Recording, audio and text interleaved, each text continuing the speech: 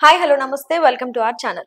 ఈ రోజు మన ముందున్నటువంటి గెస్ట్ ఎవరనంటే Anvesh Kumar. He is the founder and CEO of హాక్సెన్స్. హాయ్ సార్, నమస్తే. నమస్తే. సో మన తెలుగు స్టేట్స్ లో ఇంజనీరింగ్ వాళ్ళకి బెస్ట్ కాలేజెస్ ఎలా సెలెక్ట్ చేసుకోవాలంటే ఏం చెప్తారు? ఇప్పుడు ఫర్ ఎగ్జాంపుల్ ఇదివరకు ఇప్పుడు నేను 2012 పాస్డ్ అవుట్. సో నేను ఇంజనీరింగ్ వెళ్ళాలి ఇంటర్మీడియట్ అయినప్పుడు నాకు ఎంసెట్ అని ఒక 2 to 3 కాంపిటేటివ్ ఎగ్జామ్స్ ఉండేవి. ఇప్పుడు ఒక్కొక్క యూనివర్సిటీకి ఒక్కొక్క ఎగ్జామ్, అవును, విట్కి ఒక ఎగ్జామ్, ఎస్ఆర్ఎంకి ఒక ఎగ్జామ్, విజ్ఞాన్కి ఒక ఎగ్జామ్, కేఎల్యూ ఒక ఎగ్జామ్, అట్లా డిఫరెంట్ డీమ్డ్ టు యూనివర్సిటీస్ అయిపోయినాయి. ఒక్కొక్కరు వాళ్ళు సపరేట్ ఎగ్జామ్స్ పెట్టేసుకున్నారు, అంటే ఎంట్రన్స్ టెస్ట్ లాగా. సో మీరు ఎంట్రన్స్ టెస్ట్ అనేది ఒక్కొక్కరు, ఇప్పుడు నేను నార్మల్ గా ఇప్పుడున్న ఈ జనరేషన్ జాబ్ టెస్ట్ల కన్నా ఎంట్రన్స్ టెస్ట్ ఎగ్జాక్ట్లీ ఒక్కొక్కరు 10 టెస్ట్లని 10 to 15 అందులో ఫెయిల్ అయితే సీట్ రాదు. దాదాపు ఒక 15 to 20 టెస్ట్ రాసేస్తున్నారు. అంటే 20 కాలేజెస్ కి అప్లై చేస్తున్నారు. ఒక్కొక్క రోజు ఒక్కొక్కలాగా ఒక 1 month అంతా అదే బిజీ. అంటే ఈ డేట్ నా ఈ కాలేజ్ ఎంట్రన్స్ టెస్ట్, ఆ డేట్ నా యూనివర్సిటీ అట్లా రాసేస్తున్నారు. ఇదివరకు ఎంసెట్ కున్నంత క్రేజ్ ఇప్పుడు లేదు. ఇదివరకు ఎంసెట్ అంటే నీడ్, అది ఎంసెట్ లో నువ్వు ప్రాపర్ ర్యాంక్ వస్తేనే పర్సెంటేజ్ రావాలి, టాప్ క్లాస్ యూనివర్సిటీ కాలేజ్ లో వస్తాయి. ఇప్పుడు ఎంసెట్ కాకపోతే వేరే యూనివర్సిటీస్ ఉన్నాయి కదా, ఆ యూనివర్సిటీస్ లో వెళ్ళిపోతాం మనం, దాని ఎంటర్ టెస్ట్ రాసుకోవచ్చు అంటారు. ఈ ఎంసెట్ కున్నంత హార్డ్ గా ఆ టెస్ట్లు ఉండవు. ఆ టెస్ట్ అంటే it's competitive but not that hard or that competitive and compare to EAMCET. So నేనేమంటానంటే ఒక కాలేజ్ కి మీరు అప్లై చేసుకోవాలన్నా ఇదివరకు ఏంటంటే కాలేజీలు మనం సెలెక్ట్ చేసుకోవాలి మన్నే. ఇప్పుడు మన దగ్గరికి వచ్చారు, ఇప్పుడు మనమే మనం సెలెక్ట్ చేసుకుంటాం. నేను ఈ కాలేజ్ కాకపోతే ఇది కాదు అదే వెళ్తాను, నాకు చాలా ఆప్షన్స్ ఉన్నాయి అంటారు. కొన్ని కాలేజెస్ ఏంటంటే అసలు అడ్మిషన్స్ కూడా సరిగ్గా జరగవు, చాలా లో లెవెల్ కాలేజెస్ ఉంటాయి. అంటే వాళ్ళ ఇన్ఫ్రాస్ట్రక్చర్ కానీ ఏదైనా కూడా ప్రాపర్ ఉండదు. అంటే మేనేజ్మెంట్ కానీ లేకపోతే ఆ టీచింగ్ స్టాఫ్ కానీ ఏదైనా ప్రొఫెసర్స్ అన్న మంచిగా ఉండరు. సో నేనేమంటానంటే ఒక కాలేజ్కి మీరు వెళ్దాం, ఒక 5 to 6 కాలేజెస్ మీరు పెట్టుకొని దాని ఎంట్రన్స్ టెస్ట్ రాస్తారు. రాసినప్పుడు ఆ కాలేజెస్లో క్యాంపస్ డ్రైవ్స్ ఉన్నాయా లేవా, టీచింగ్ స్టైల్ ఎలా ఉంది, ఆ కాలేజ్ యొక్క కరికులం ఎలా ఉంది, షెడ్యూల్ ఎలా ఉంది, వాళ్ళు ఎట్లా కరికులం ఉంది. కొన్ని కాలేజీలు ఏంటంటే స్ట్రిక్ట్గా ఉంటుంది, ID card, dress code, everything, attendance కూడా చూస్తారు. కొన్ని కాలేజీలో చూడరు. ఇట్స్ అంటే చాలా ఫీజిబుల్ గా ఉంటుంది, చాలా వదిలేస్తారు. సో అది కూడా మీరు ఆలోచించుకొని ఏ కాలేజెస్ లో ఎట్లా ఉంది అనేది, ఆ కాలేజెస్ యొక్క కరికులం ఏంటి, దాంట్లో క్యాంపస్ ఉన్నాయా లేవా, దాంట్లో వాళ్ళు ఎట్లా టీచ్ చేస్తున్నారు ఏంటది అంతా కొంచెం మీరు దాని మీద వర్కౌట్ చేసి ఒక 4 to 5 కాలేజెస్ సెలెక్ట్ చేసుకొని చూసుకోవాలి. ఇప్పుడు అందరికీ టాప్ 10-15 కాలేజెస్ రావు, అందరికీ టాప్ 50 కాలేజెస్ రావు. మనం ఆప్షన్స్ పెట్టుకోవాలి. ఇప్పుడు ఎంసెట్ రాస్తే మీ ఆప్షన్ లేదు, వాళ్ళు మీకు ఆప్షన్ ఇస్తారు. మీకు ఈ కాలేజెస్ వచ్చినాయి, మీరు దేని లేదని వెళ్తారా, లేకపోతే ఈ కాలేజీలో ఈ స్ట్రీమ్లో వెళ్ళగలరు, ఈ కాలేజీలో ఈ స్ట్రీమ్లో వెళ్ళగలరు. సో ఇట్లా ఉంటుంది. సో ఇప్పుడు ఫర్ ఎగ్జాంపుల్ మనకు వచ్చిన ర్యాంక్ బట్టి మనకు చాలా తక్కువ ఆప్షన్స్ ఉంటాయి. బట్ ఇప్పుడున్న పొజిషన్ లో చాలా యూనివర్సిటీస్ మనకి ఆప్షన్స్ ఉన్నాయి.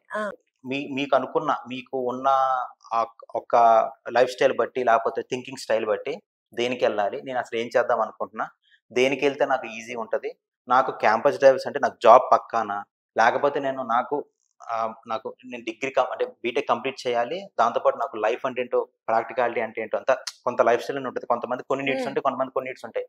మీ లైఫ్ నీడ్స్ బట్టి మీరు సెలెక్ట్ చేసుకో, అంతే తప్ప టాప్ అని నేను చెప్పలేను, ఇది లో అని చెప్పలేను. వై? బికాస్ ఆ కాలేజ్లో లాస్ట్ అకాడమిక్ ఇయర్ బాగోపోతే ఈ అకాడమిక్ ఇయర్ వాళ్ళు they are getting developed.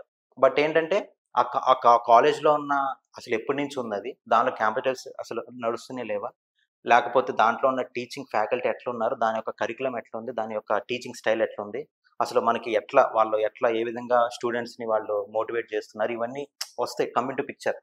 So మీ సీనియర్సో లేకపోతే ఎవరొకరు దాంట్లో మీరు చదివే ఉంటారు, ముందు పాస్డ్ అవుట్స్ అయ్యే ఉంటారు. దాన్ని బట్టి మీరు డిసైడ్ చేసుకోవడం తప్ప నేను కొత్తగా చేద్దాము, లేకపోతే నాకు దగ్గరలో కాలేజ్ ఉంది దానిలో జాయిన్ అయిపోతాను, లేకపోతే నాకు ఫీజిబుల్గా వాకబుల్ డిస్టెన్స్లో కాలేజ్ జాయిన్ అయిపోతాను, ఫైన్. బట్ ఆ కాలేజ్ ఎట్లా ఉంది, నువ్వు ఫీజు కట్టినందుకు, నువ్వు చదివినందుకు నీకు బయటకు వచ్చేటప్పుడు ఎంతో కొంత నువ్వు నేర్చుకొని రావాలి బయటికి.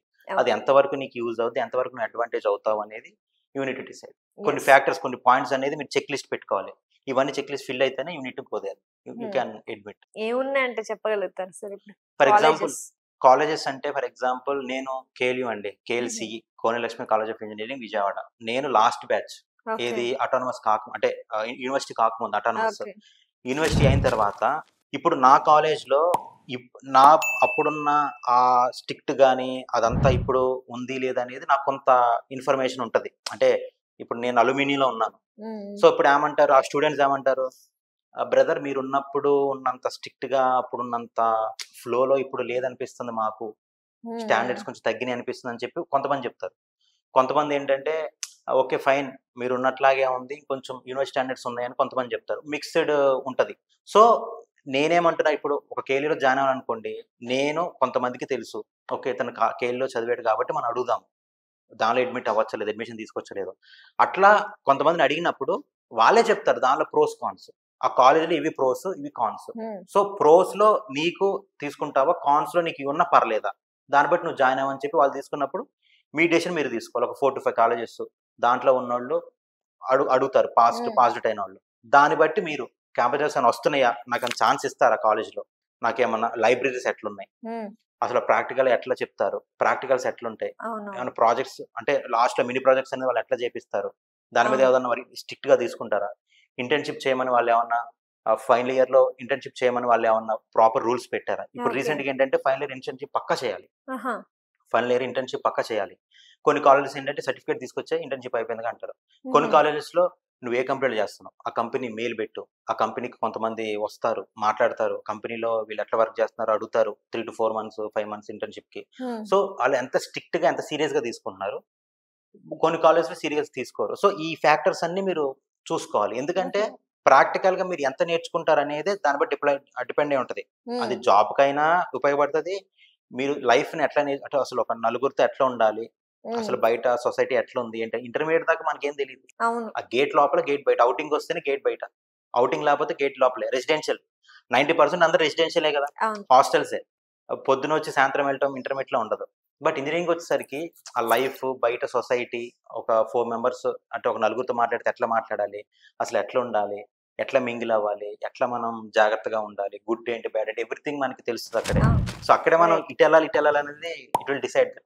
సో అవన్నీ కొంచెం తీసుకొని డిసిప్లిన్ ఎట్లా ఉంటుంది, క్యాంపస్ ఉన్నాయా లేవా, ఏమన్నా ఇంటర్న్షిప్స్ కి ఏమన్నా వాళ్ళు సీరియస్ గా తీసుకుంటున్నారా లేదా, సో ఇవన్నీ ఫ్యాక్టర్స్ చూసుకొని మీరు చెక్ లిస్ట్ పెట్టుకొని దాన్ని బట్టి మీరు మీ నీడ్స్ ఫుల్ఫిల్ అయితే యూ కెన్.